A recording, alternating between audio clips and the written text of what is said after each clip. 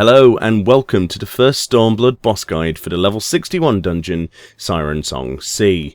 This is a 3-boss instance located in the sea as part of the main storyline.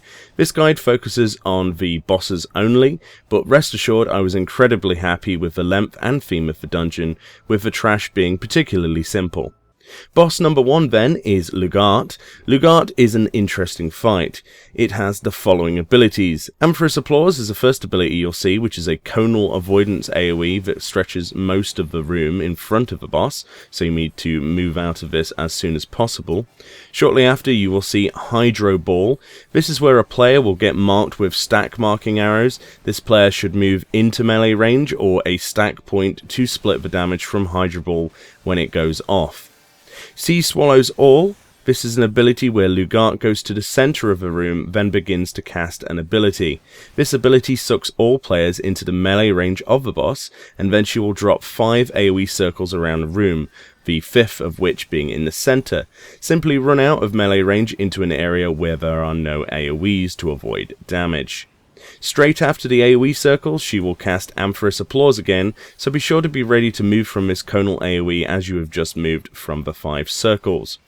Later in the fight, she will use basic AoE damage abilities such as Overflow, which are unavoidable and have to be healed through. All in all, the fight is a very simple avoidance battle, making sure to stack for Hydro Ball at all times. That can be the only downfall.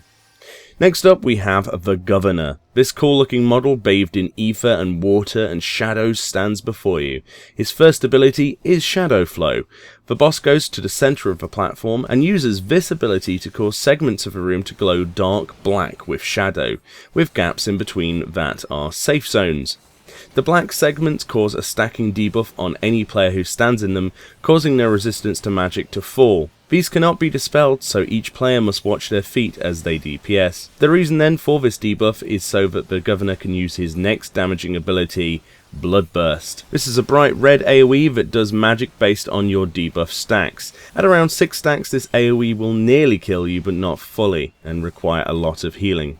Occasionally the Governor will put a marker on a single player. This player will be sucked into melee range with the boss, with a chain attached to them. What they simply need to do is run away from the boss to break the chain, otherwise they get more increased stacks of the magic resistance debuff. Around 60% health left, the Governor will change his strategy a little, and his usual segmented shadow flow now clones himself and sends little shadow monsters out to areas of the platform. The gaps between these shadow monsters are safe zones. A few seconds after the monsters get to their standing positions, they explode, leaving shadows on the floor, which cause more stacks of the magic debuff. So be sure to move as the shadows spread out to wherever they are least standing. Aside from a repetition of Shadow Flow and Bloodburst throughout the fight, the Governor is a simple boss, and once dead allows you to progress into the final areas of the dungeon. The last boss then is Lorelei. This creature is frankly the more interesting of boss in here, and there are a few things to know before you face her. Firstly is the ability Virgin Tears. This ability causes blue circles to appear around the room, which cause bleeding and do damage over time if you stand in them. However, she then uses one of 2 abilities, either Morbid Advance at the start of the fight, or Morbid Retreat later on in the fight when she loses HP. These abilities cause your character to flee in a straight line, either forwards with Morbid Advance or backwards with Morbid Retreat.